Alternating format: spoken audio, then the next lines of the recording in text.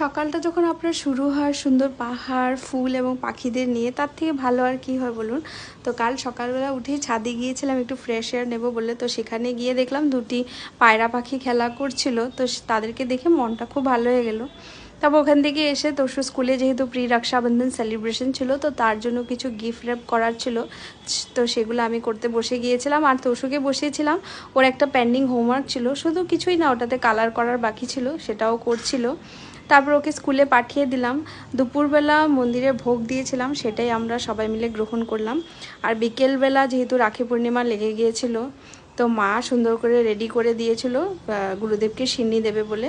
তো সব কিছু মাই রেডি করে দিয়েছিল। তো ঠাকুরকে সুন্দর করে সিন্নি প্রসাদ দেওয়া হলো।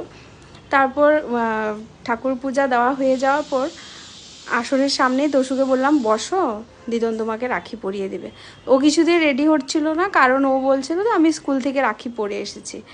তো আর কি করা যায় বলুন। তোষু অনেক জিদ করছিল, বলছিল এবার আমি দিদনকে রাখি পরাবো। তো মা বললো না, তোমাকে পরিয়ে দিই। তো রাখি পরাবার পর ও রাখি তো পরায়নি, কিন্তু মা যেভাবে ওকে ফোঁটা দিয়েছিল, মিষ্টি খাইয়েছিল, সেটাও সব কিছু করলো।